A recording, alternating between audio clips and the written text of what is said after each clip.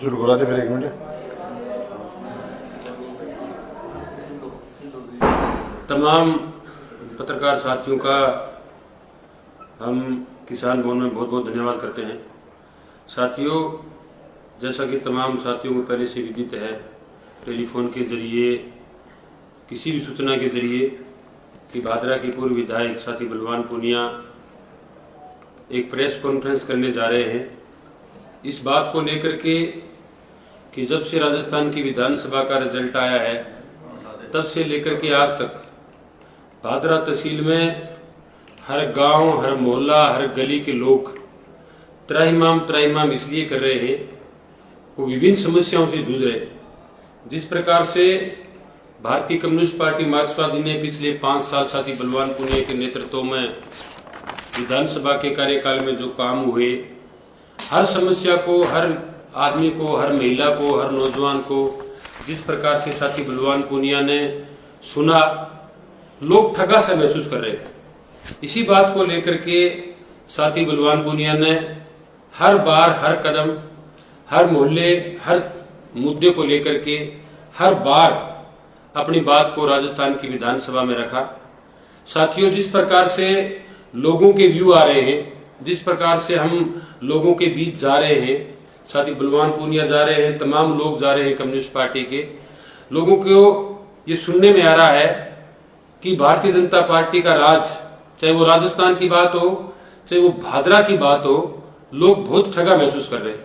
हर क्षेत्र के अंदर लोगों को ये लग रहा है कि हमने साथी बलवान पूनिया को हरा करके बहुत गलत काम कर लिया, क्योंकि हर क्षेत्र में साथी बलवान ने हर बात को मजबूती के साथ उठाया, मजबूती के साथ बात सुनी।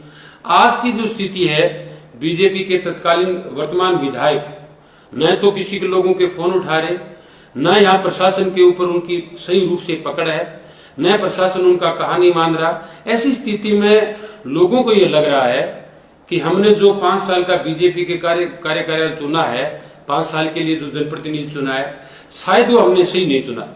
इसी बात को लेकर के जो समस्याएं हमारे बीच में आई, इन्हीं समस्याओं को लेकर के हमारे संघर्षशील साथी बलवान पूनिया पिछले दिनों भी प्रेस कॉन्फ्रेंस करने जा रहे थे, लेकिन इंडिया गठबंधन के चुनाव में, हमारे लोकसभा के इंडिया गठबंधन के चुनाव के अंदर साथी बलवान पूनिया को राजस्थान की कम्युनिस्ट पार्टी ने हरियाणा के अंदर चुनाव में लगे, और हरियाणा के चुनाव के बाद जिस प्रकार से हमें साथी बलवान को टाइम मिला, पार्टी के लोगों को टाइम मिला, हमने ये सोचा कि कम्युनिस्ट पार्टी एक प्रेस कॉन्फ्रेंस करे, लोगों के बीच में जो समस्याएं आई है, वर्तमान विधायक जिस प्रकार से फैलोर रहे हैं, वर्तमान बीजेपी की सरकार जिस प्रकार से फैलोर रही है हर क्षेत्र के अंदर, उसी बात को लेकर के हमारे पूर्व विधायक साथी बलवान पूनिया प्रेस कॉन्फ्रेंस करने के लिए जा रहे हैं। आगे की जो बातें हैं, मैं साथी बलवान पूनिया से, पूर्व विधायक भादरा, हमारे किसानों के संघर्षशील साथी, आप तमाम मीडिया के लोगों के सामने रूबरू होंगे। जो समस्याएं हैं, जो बात है, वो साथी बलवान पूनिया आपके बीच में रखेंगे। मैं साथी बलवान पूनिया से, पूर्व विधायक भादरा से निवेदन करता हूं कि आगे की बात, जो समस्याएं हैं, जो बात है, जो जनता की तकलीफ है, आपके माध्यम से जनता के बीच में पहुंचाएंगे। साथी बलवान पूनिया से निवेदन है कि वो आगे की बात करें। साथियों नमस्कार। सबसे पहले तो मैं आप सब साथियों को बताऊं कि बिजली गर्मियों में आई बार परेशानी रहती है, इसमें कोई दो राय नहीं, लेकिन जो लंबे कट लग रहे हैं, ऐसे लंबे कट पहले कभी नहीं लगे। पहले लगे, मुझे याद है 2023 की गर्मियों में ऐसे कट लगने शुरू हो गए थे। हमारे भादरा के 220 केवी सब स्टेशन पर बार का लोड डालना शुरू किया। मैंने राजस्थान के मुख्यमंत्री जी से बात करके और उनकी दखलंदाजी करवा करके और तुरंत प्रभाव से कट रुकवाए थे, जिससे आम जन का जीना ठीक हो गया था। आज जीना दूभर है, बूढ़े बुजुर्ग, बीमार, बच्चे भारी परेशान है। रात को 4-4 घंटे की लाइट कटौती हो रही है, दिन में लाइट कटौती हो रही है, जिसे ये लग रहा है कि 4 दिन पहले आशा जगी थी कि भादरा के विधायक जी ने ज्ञापन दिया था ऊर्जा मंत्री को, लेकिन वो ज्ञापन भी कटौती की सीध में आ गया। लाइट कटौती हो रही है, वैसे ज्ञापन की भी कटौती होगी, कोई बेचारों की सुनवाई नहीं हुई। मैं तो समझता हूं कि ये या तो इन्होंने फॉर्मेलिटी करी है, औपचारिकता करी है, अन्यथा मुख्यमंत्री ने जी के दखलंदाजी करवाते। अगर ऊर्जा मंत्री ने नहीं सुनी तो मुख्यमंत्री जी से बात करते। लेकिन बिजली की स्थिति में कोई सुधार नहीं हुआ है। हम उम्मीद करते हैं कि आने वाले दिनों में बिजली की स्थिति ठीक करेंगे। इसके साथ साथ साथियों, पेयजल को लेकर के बहुत बुरी स्थिति है। मुझे याद है जब हम एमएलए बने थे, पाइपें टूटी हुई थी और टंकियां नहीं थी ऊंची, और उसके बाद वाटर स्टोरेज थोड़े थे, उसके बाद मोटरें सड़ी गली पड़ी थी। हमने पिछले 5 साल में सारी मोटरें बदलवाने का, पाइपलाइन डलवाने का, डीआई और एसडी पाइपलाइनें डल चुकी हैं, वाटर स्टोरेज बन चुके हैं, लगभग ऊंचे वाली डिग्गी बन रही है, बढ़ करके कंप्लीट हो चुकी है। लेकिन जो कुप्रबंधन हमने देखा है पिछले दिनों पेयजल को लेकर के, चाहे शहर हो और चाहे आज शहर से पटुआ में पानी नहीं जाता, जोगीवाड़ा में पानी नहीं जाता, वो पानी सागड़ा से आता है, तो शहर के लोगों को तो पानी की समस्या बचनी नहीं चाहिए थी। आज राजपुरा में पानी है जो राजपुरा की डिग्गी से धोड़ पड़ गया, राजपुरा में पानी जाने लग गया। मतलब शहर में तो पानी की दिक्कत आनी ही नहीं चाहिए थी किसी भी सूरत में, लेकिन जो दिक्कतें आ रही है शहर में और ग्रामीण क्षेत्र में, मैं समझता हूं कि जो चुल्लू भर पानी है उसमें प्रशासन को नाक डुबो लेनी चाहिए, और जनप्रतिनिधि को खास करके, वो हमारी नकल तो खूब मारने की कोशिश करते थे, लेकिन लोगों को कुछ नहीं दे पाए। पिछले 6 महीने में लोग भारी परेशान है, और लोग ये कह रहे हैं कि साहब ये राज है जो सिर्फ और सिर्फ बदले की भावना से काम कर रहा है। मेरे पास स्पष्ट वीडियो है आज, जिस तरीके से अमर सिंह बराज पर इन्होंने पानी चोरी को सह करी, सह दिए पानी चोरी को। आप अचंभा करोगे कि अमर सिंह बराज के टैल पर दीपलाना, परलिका, रामगढ़, उजड़वास, डील की जनता ने हमें चुनाव जिता दिया। इनके दिमाग में भारी तनाव और खराबी आ गई, और ये सरेआम अमर सिंह बराज पर 10A का मोगा, एक 10A मोगे के बिल्कुल ठीक सामने जनाना के पूर्व सरपंच आवा सिंह और उसके भाई जय सिंह, घासीराम जी के लड़के, जिन पर हमारे टाइम में भी 3 FIR हुई थी। उस समय तो ये चोरी छुपे करते थे। आज सरेआम जिस तरीके से इन्होंने कोशिश करी है चोरी करने की, और चोरी करके जो संगठित अपराध कर रहे हैं, मैं समझता हूं कि ये, पहले तो मैंने सुना था कि इनके दिमाग में ऐसी बात है कि आगे वाले गांव में हम जीते नहीं, हमें हमारे क्या लेता है, टैल पर पानी पूछे नहीं पूछे। लेकिन इनकी ये हरकतें देख करके मुझे लग रहा है कि वास्तव में ये आगे वाले लोगों की रण काटने के लिए ऐसे काम कर रहे हैं। ये एक वीडियो है जिसमें आप अचंभा करोगे और देखोगे किस तरीके से संगठित चोरी कर रहे हैं। एक बहुत बड़ी डिग्गी बनाई हुई है, उस डिग्गी में रात को पानी डालते हैं, यूं 5-5 पाइप लगा करके रात को पानी डालते हैं। मैं सबको वीडियो उपलब्ध कराऊंगा, और दिन में फिर पानी बेचा जाता है।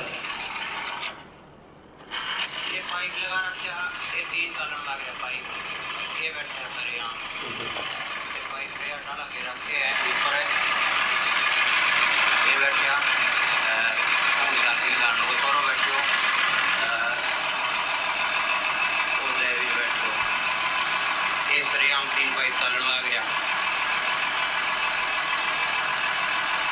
सरेआम तलन लगे 3 पाइप है, तो जैसे ही सालों को छोड़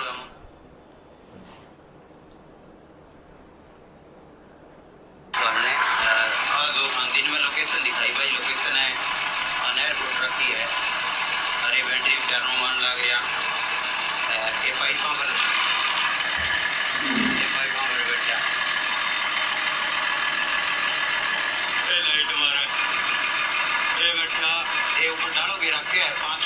यूं कुर्सी लगा करके और चोरी कर रहे हैं। आप हिम्मत देखिए। और ये जो वीडियो बनाने आया है, ये लड़का जब वीडियो बना रहा है तो इसको इन्होंने पीटने के लिए गाड़ियां भी पीछे लगाई, इसकी मोटरसाइकिल पीछे लगाई।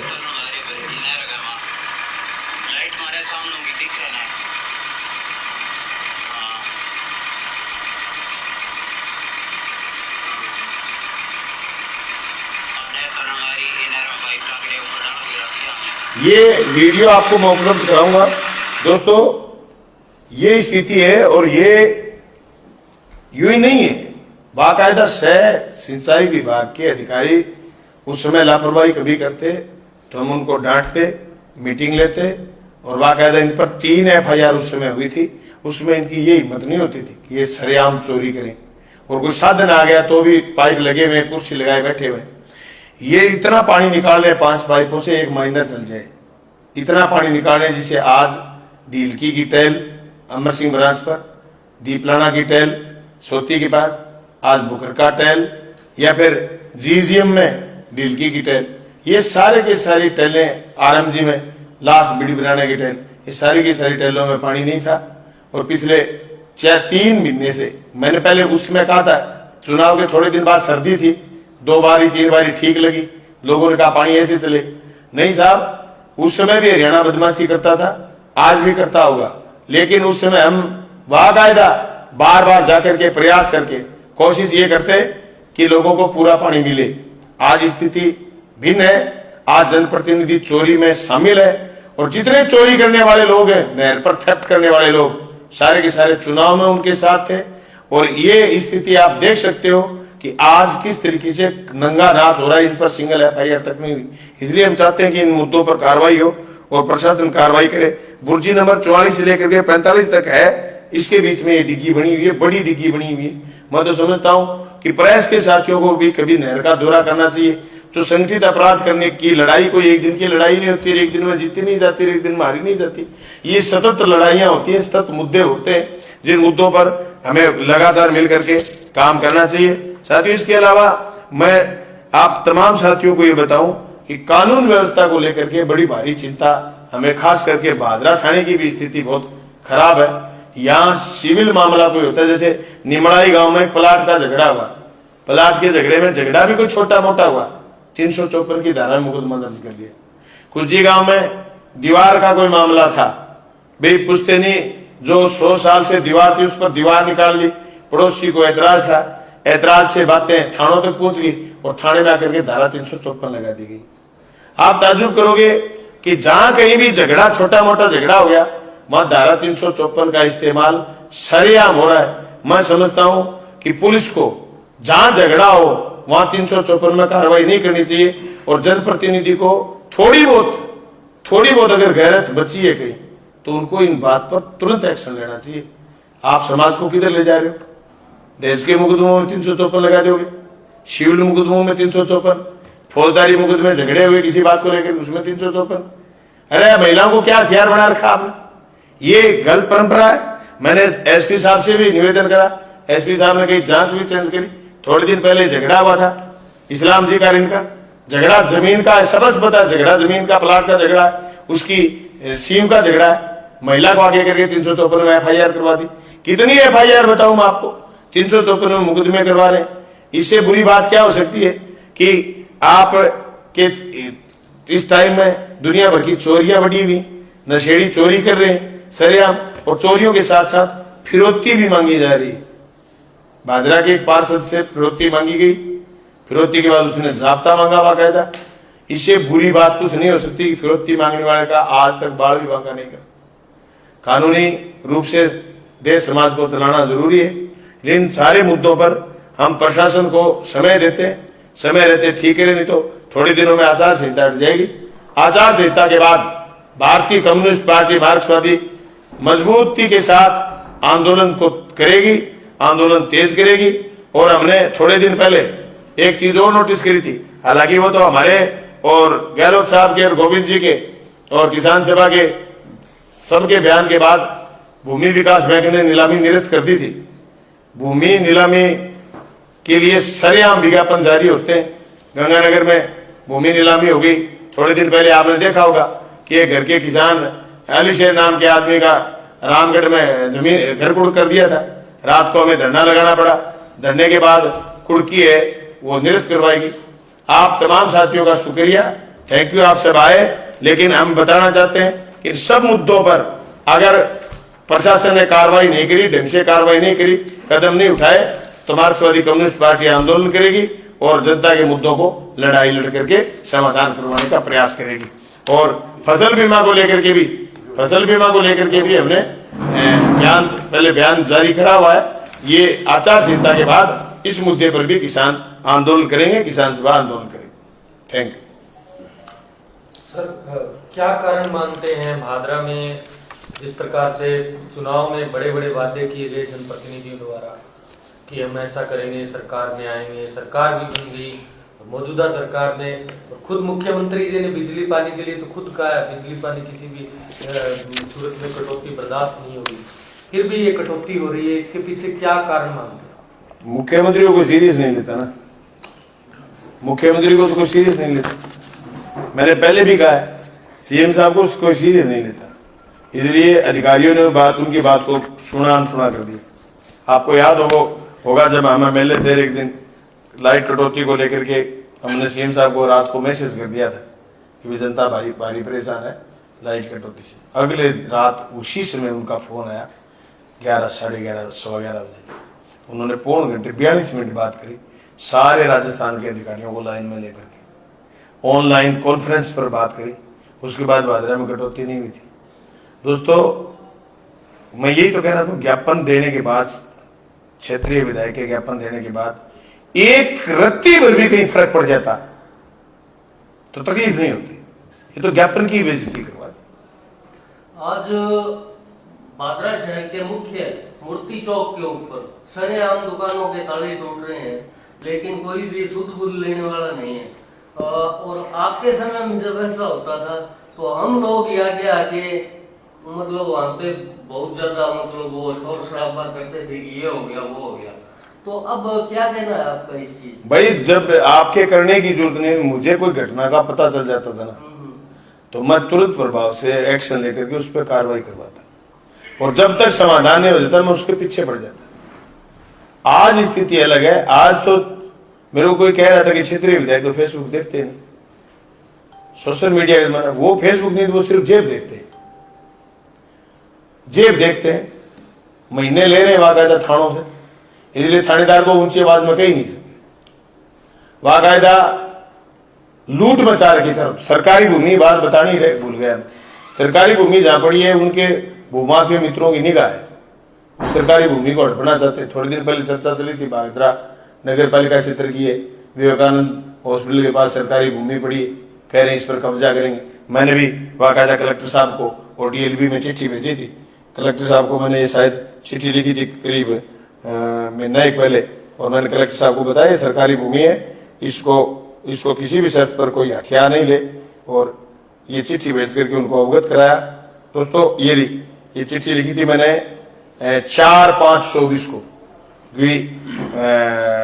नगर पालिका भूमि को सार्वजनिक रखने बाबत नगर पालिका के पास ये भादरा विवेकानंद हॉस्पिटल के सामने नगर पालिका भादरा की 2-3 बीघा जमीन खाली पड़ी है, जिसमें तारबंदी नहीं हुई, इसलिए उस जमीन पर भूमाफियों की निगाह कब्जा करने की फिराक में, इसलिए आपको प्रार्थना पत्र भेज करके अर्ज है कि इस भूमि को बचाया जाए। यही चिट्ठी मैंने डीएलबी के डायरेक्टर को भी भेजी थी। उसके बाद ये कब्जा नहीं कर पाए, लेकिन इनकी निगाह है जहां भी सरकारी। अभी आपने देखा होगा थोड़े दिन पहले पूरे के पूरे हिसार रोड पर किस तरीके से नियमों की अनदेखी कर और कॉलोनी बसाने का काम कर रहे हैं, जबकि ये कॉलोनी नहीं तो बसने वाली है अभी मौजूदा स्थिति में, क्योंकि पूरे हिसार रोड पर है ना सारी जमीनों के मुरबे पत्थर किला कुछ नहीं, रीफिटिंग का मामला है। और वहां जिस तरीके से एक भादरा के प्रतिष्ठित व्यापारी चंपालाल गोयल ने कब्जा करा है, बता रहे 2-3 बीघा जमीन तो उसमें आरजी राज है। और एक बड़ी बात, पेड़ काट दिए, बन बाकी पेड़ काट दिए। एक तरफ तो रज्जाक की बेचारे की जमीन, वो ट्रैक्टर ट्राली 15 दिन से खड़ी है, चौथी बार पकड़ी हो तो दिन तोड़ रहा है। किसी के खेत में कोई किराए पर जाकर के लकड़ी दूसरी जगह डाल के आता है, कोई लकड़ी बेच दे किसान, उसका 15 दिन से ट्रैक्टर खड़ा है। और दूसरी तरफ चंपालाल ने पूरे के पूरे वन विभाग की ये सड़क के किनारे के पेड़ हटा दिए, कोई एफआईआर नहीं हुई, कोई कार्रवाई नहीं हुई। और उसने इतनी भर्ती कर ली कि वहां के नीचे से पशु भी निकल जाए, गाय भी निकल जाए तो तारों की चिपक सकता है, कभी कोई हादसा हो सकता है। 11,000 की लाइन उधर से गुजर रही, इस टाइप की सड़कें हुए। आप बेशर्मी की हद तो तब पार कर गए राज वाले लोग। एक ठेका, डोबी गांव का ठेका भादरा बाईपास पर लगा हुआ है, भादरा बाईपास पर डोबी गांव का ठेका लगा हुआ है, हिसार बाईपास पर नगर पालिका क्षेत्र को क्रॉस करके, और हिसार बाईपास पर डोबी गांव का ठेका लग गया महाराजा अग्रसेन चौक के पास। और यही नहीं, ठेके वालों की दिक्कत हुई, ठेके वालों की दिक्कत और भी। कोई भादरा से झांसल सड़क का हमारा शिलान्यास का शिलापट था, वो शिलापट भी तोड़ दिया, ट्रैक्टर की टक्कर मार गई। अगर उनको इतनी बड़ी शिलापट से बढ़त है तो पूरी भादरा में दुनिया भर के शिलापट लगे हुए, किस किस को तोड़ोगे? सिर टूट जाएंगे, हाथ टूट जाएंगे, ज्यादा शिलापट तोड़ोगे। पर 6 महीने में जो स्थिति मौजूदा विधायक ने पैदा करी है ना, जनता इसका मुंह तोड़ जवाब देगी। वो जिस तरीके से पहले कहते थे कि बलवानपुर ने रड़क निकालने की राजनीति कर रहे हैं, मैंने तो राजनीति करी थी सड़क बनाने की, हॉस्पिटल बनाने की। मेरा बजट लाया हुआ 30 करोड़ का टेंडर किया हुआ, वर्क ऑर्डर कराया हुआ, जिला उप जिला अस्पताल शुरू नहीं करवा पा रहे। पहले तो इन्होंने गलत बयान दिए कि हम बाहर ले जाएंगे। अरे जिस जगह टेंडर हो गया, वर्क ऑर्डर हो गए, नक्शे पास हो गए, चीफ इंजीनियर ने अप्रूवल कर दिया और उसके बाद हेल्थ सेक्रेटरी ने अप्रूवल कर दिया, तो उसको बाहर ले जाओगे? क्या क्या दुकान बना रखी है तुमने? आपको सेटल करा के ठेकेदार किससे क्या क्या कर रखी थी पता नहीं। लेकिन ये दुर्भाग्य की बात है, भादरा तहसील की जनता को 4.5 साल ये चीजें भुगतनी पड़ेंगी। मैं समझता हूं सारे लोग हौसले के साथ मजबूती से डटे रहे, बुराई का अंत होता है निश्चित रूप से। और ये ऐसे बुरे फंसेंगे कि इनके खुद के लोग ही जो चारों तरफ गिद्ध की तरह ढूंढ रहे हैं कि किसका गला उतारें, किसका गला उतारें, किसकी जेब फाड़ दें, ये अराजकता की स्थिति कर देंगे। इसलिए लोगों को संगठित होकर के इन लोगों का विरोध करना चाहिए। मैं आपको आश्वस्त करता हूं कि भादरा के इन तमाम मुद्दों पर हम आने वाले दिनों में आचार संहिता पे बड़ा प्रदर्शन करेंगे और बड़ा प्रदर्शन करके जनता को राहत दिलाने का काम करेंगे। नगर पालिका की हालात बद से बदतर होती ही जा रही है, उसके लिए मतलब आप विपक्ष के नेता होते हुए आप क्या उचित कदम उठाएंगे? नगर पालिका में भी उपचुनाव होना है, उपचुनाव होना है आचार संहिता के बाद। तो उम्मीद करते हैं कि मार्क्सवादी कम्युनिस्ट पार्टी का और कांग्रेस पार्टी का ज्वाइंट वापस चेयरमैन बैठ जाएगा, व्यवस्था सुधारने का काम करेगा। अच्छा सर, एक बात और आपसे जानना चाहेंगे, जो भादरा में स्थिति लगातार बदल रही है, इसको लेकर लोग बाग ये जिक्र भी कर रहे हैं, विधायक जी कर क्या रहे हैं, विधायक दिखते नहीं है किसी, कोई भी ना उनकी कोई अभी लोकसभा चुनाव है उसमें भी कोई उनकी राजनीतिक ड्यूटी किसी भी प्रदेश में नहीं लगी है, ना वो यहाँ पर दिखते हैं। उनके खुद के ही कार्यकर्ता कहते हैं फोन नहीं उठा रहे हैं, मिल नहीं रहे हैं। आपके सामने ऐसी कोई परिस्थितियां? नहीं, मेरे सामने क्या परिस्थिति, हमने तो देखा हुआ है, वो यही नेचर, वो क्या उनका नेचर है ये। अब ये सब लोगों को भगा देंगे, वो जो उनके साथ लगे थे ना उनको सबको भगा देंगे, उनके फोन नहीं उठाएंगे, फिर वो भाग जाएंगे, फिर जम के चोरी करेंगे।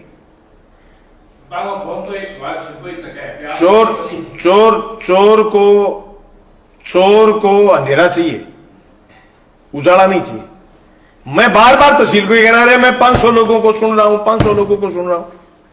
इसका मतलब ये था कि सुबह से लेकर के शाम तक मैं जनता के बीच रहता हूं, पारदर्शिता थी। उनकी कोई पारदर्शिता नहीं होगी, वो फोन स्विच ऑफ कर लेंगे, उनके छोरों ने फोन स्विच ऑफ कर लिए। वो इसलिए कर लिए कि उनको अंधेरा चाहिए, अंधेरे में फिर जम के चोरी करवाएंगे। ये आदत रही है उनकी, 2 बार तहसील ने देखा है ना।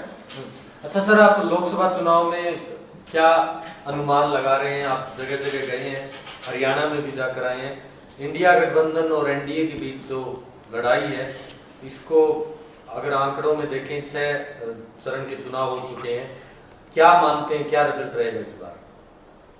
इंडिया गठबंधन जीतेगा, मोदी हारेगा। एक और ज्वलंत मुद्दा इन दिनों सामने आया है रसलाना से।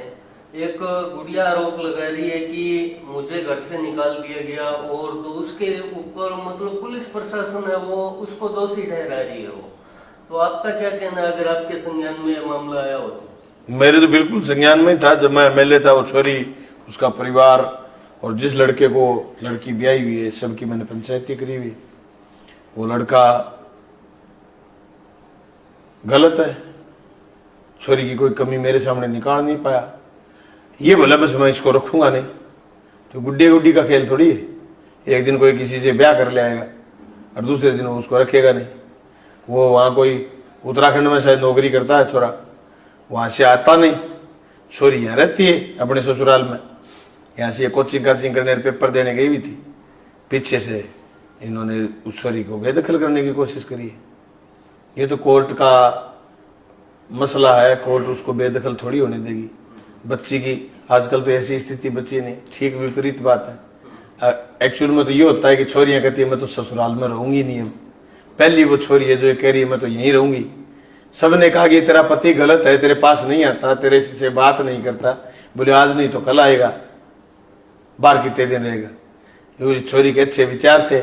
छोरी ये शायद मेरे पास ये पंचायती 2-1 साल पहले आई थी, तब उनके पूरे समाज के लोग आए थे और सबने यही कहा कि छोरा गलत है, छोरी सही है। उसका ससुर उस समय भाग गया रसलाना से।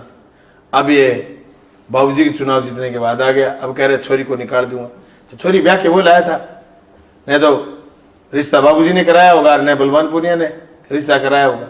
उनके समाज का मसला है, समाज के लोगों ने मिलकर के रिश्ता करते हैं, रिश्ता जोड़ते हैं, तो ढंग से छोरी को बसाए। ये गलत परंपराएं क्यों पैदा कर रहे हैं, क्यों गलत बात कर रहे हैं। और ये कोई पॉलिटिकल इश्यू थोड़ी है, ये सामाजिक इश्यू है। सामाजिक इश्यू की तरह पुलिस को हैंडल करना चाहिए। पुलिस कितने दिन किसी के लिए दबाव में काम करती रहेगी।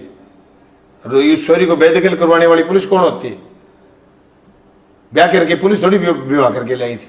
वो तो सामाजिक मसला, सामाजिक मसले के हिसाब से ट्रीट करना चाहिए उसको। आप हरियाणा में भी प्रचार में मुखर रहे हैं, कांग्रेस के प्रचार में, इंडिया गठबंधन के प्रचार में, तो क्या लगता है आपको हरियाणा के अंदर मतलब किस तरह से एक रिजल्ट निकल के आएगा इसका लोकसभा चुनाव का? हरियाणा में ज्यादा सीटें इंडिया गठबंधन जीतेगा। लोगों में भारी आक्रोश है मोदी के खिलाफ। हरियाणा नहीं सर, उत्तर प्रदेश में, बिहार में, बंगाल में, आपके पंजाब में, दिल्ली में, ये जो दूसरे तीसरे चरण के बाद जितने भी वोट पड़े हैं सब मोदी के खिलाफ सीटें गई हैं। मोदी 200 क्रॉस नहीं कर पाए। सट्टा मार्केट कुछ भी कहे, और उन्हीं की मीडिया तो अडानी अंबानी की, ये आपके सुभाष चंद्रा जी की नेशनल मीडिया तो उन्हीं के पक्ष में बोल रही है, पर कोई मतलब नहीं है। जनता में जो भारी आक्रोश है वो मोदी जी के खिलाफ है, मोदी जी की नीतियों के खिलाफ। और अब तो मोदी जी बातें भी उलूल जुलूल करने लग गए, तो लोग सुनना भी पसंद नहीं करते। उनकी सभाएं फैल हो गई। उससे जोरदार सभा तो तेजस्वी की हो रही है, उससे जोरदार सभाएं तो सपा वाले अखिलेश की हो रही है, उससे जोरदार सभाएं तो राहुल गांधी की हो रही है। तो मोदी जी 10 साल में एक्सपोज हो गए, क्योंकि जिन बातों को लेकर के आए थे ना, वो बातें उन्होंने करे नहीं। अब झूठी बातें लोग कितने एक दिन सुनेंगे। लोग गुमराह हो सकते हैं, पर जब पता चलता है कि ये बातें तो हवाई थी, हिंदू मुसलमान से पेट नहीं भरेगा, और ये जातीय बातों से खींचा जाने से पेट नहीं भरेगा। पेट तो रोटी खाने से भरेगा। और रोटी कैसे बने, रोटी कैसे पैदा हो, और घर तक के रसोई तक कैसे पहुंचे, रसोई से लेकर के मुंह तक निवाड़ा कैसे आए। इस जुगाड़ में देश की जनता ने सोचा है कि मोदी जी ने महंगाई पैदा करी है, और मोदी जी ने बड़े पूंजीपतियों के पक्ष में फैसले लिए, एक्सपोज हो चुके हैं मोदी जी। राजस्थान सरकार ने फिर थोड़े दिन पहले ये कहा था कि हम इंग्लिश मीडियम स्कूलों में जहाँ पर संख्या कम है उनको बंद करने की प्लानिंग कर रहे हैं। उन्होंने सुझाव भी मांगे थे गांव के कई कमेटियों से कि भी आप भेजिए जिनको बंद करना है। वो वापिस जो 1800 स्कूल बंद हुए थे पिछली बीजेपी सरकार में, 18,000, उसके बाद कांग्रेस सरकार ने उनकी जगह इंग्लिश के कुछ स्कूल खोले। उन्हीं स्कूलों को बंद करने का प्रयास चल रहा है, कैसे देखते हैं? क्या भादरा क्षेत्र में भी ऐसी कोई सूचना मिली है ना? सूचना गांधी बड़ी से प्रस्ताव भिजवा दिया बंद करवाने। तो क्या गांधी बड़ी इंग्लिश मीडियम स्कूल बंद हो? भाई विरोध करेंगे हम, बंद करेंगे तो। बाकी उन्होंने बता रहा है, कोई मेरे को कह रहा था, अधिकृत रिपोर्ट नहीं है, कि प्रस्ताव भिजवा दिए। और मेरे गांव में भी प्रयास करा गया कि प्रस्ताव लिखे दे दो, हम नहीं रखना चाहते, लेकिन जनता रखना चाहती है इंग्लिश मीडियम स्कूल। और ये बैकफायर होगा भजनलाल सरकार के लिए।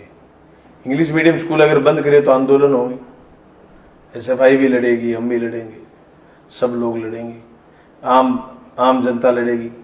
गरीब का बच्चा तो इंग्लिश मीडियम स्कूल में पढ़ता है सर, आज आप डूंगराना की बच्चों की संख्या देखोगे, मुंसरी, क्योंकि वो पहले खुल गए थे स्कूल, गांधीबड़ी में खुद में बच्चे 250 से ऊपर हैं और शानदार स्कूल चल रही है।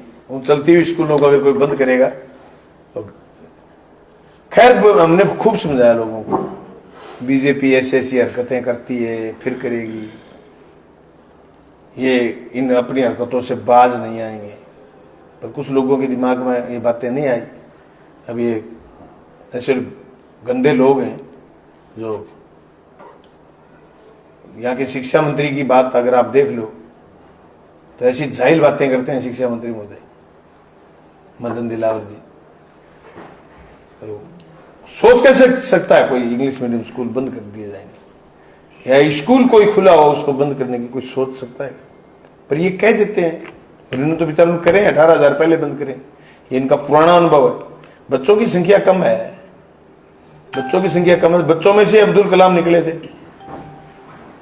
बच्चियों में से कल्पना निकली थी। पहले किसी को पता था कि ये कल्पना वो चंद्रयान में जाएगी? एक एक बच्चा इंपॉर्टेंट है इस देश का, पता नहीं कौन बच्चा देश के लिए क्या चमत्कार कर दे।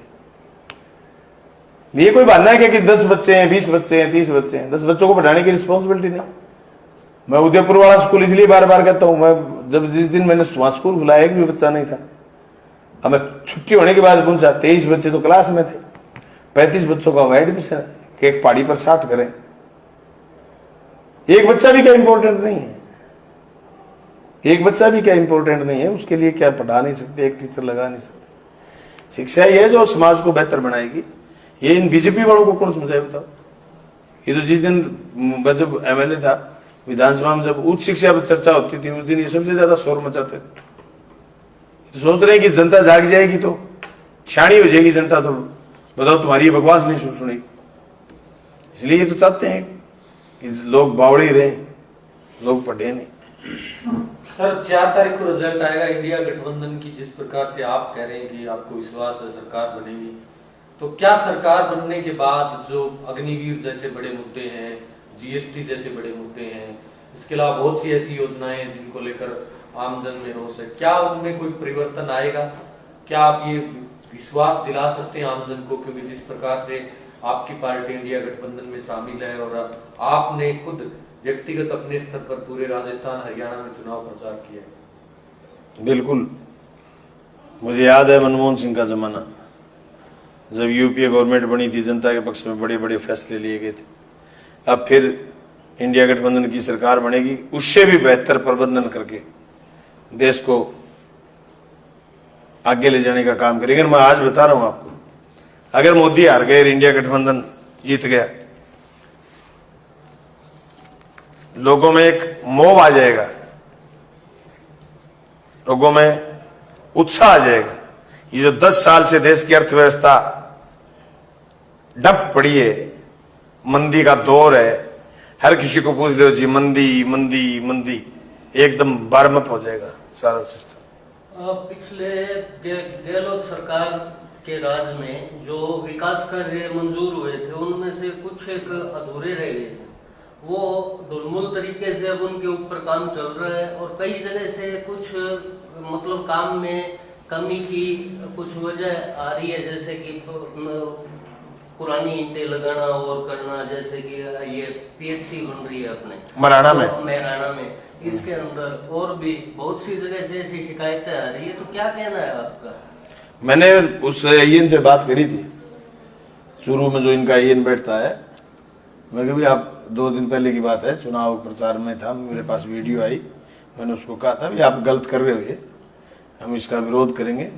दूसरा ये जो खाड़े बढ़ने थे वाटर कोर्स खेतों में, नए खाड़े काम शुरू नहीं हो पाया। किसान सारे दिन पूछते हैं, जल जीवन मिशन ठप पड़ा है, ये सड़कें अभी तक पूरी हुई नहीं। तो काम की तो भाई सबको पता है, बाबूजी काम के मामले में तो देखो ऐसे ही है, उन्होंने कभी करे ही नहीं काम। तो वो तो पता नहीं विकास पुरुष कैसे लिखते थे, किस लिए लिखते थे, मुझे पता नहीं। उनके विकास पुरुष कोई और होता होगा। जल जीवन मिशन का तो काम ऐसा अधूरा पड़ा है साहब, 2 कदम आगे नहीं चल पाए। एक साथियों, ये मनरेगा को लेकर के भी भारी मनरेगा में भ्रष्टाचार है। मेरे पास एक रिकॉर्डिंग है, आप अभी ऑथराइज नहीं है इसलिए मैं आपको सुनाऊंगा नहीं, 1-2 दिन बाद सुनाएंगे आपको किस तरीके से वो मनरेगा के मजदूरों को इस गर्मी में जल्दी घर जाने के नाम पर ब्लैकमेल कर रहे हैं। 100 रुपए एक मजदूर से रुपए ऐंठने का काम कर रहे हैं। मैट को हटा रहे हैं। मैटों को हमने उसमें रिवाज बनाई हुई थी भी गामा जितने प्रशिक्षित मैट है सबको चक्रीय प्रणाली से बारी वाइज सबको लगाया जाए, और सारी चीजें तोड़ करके पॉलिटिकली रूप से मैटों को हटाने का काम किया जा रहा है। इन सब मुद्दों पर आने वाले दिनों में अपने मजबूती से आंदोलन करेंगे और एक एक लड़ाई को मजबूती से लड़ेंगे। ठीक है।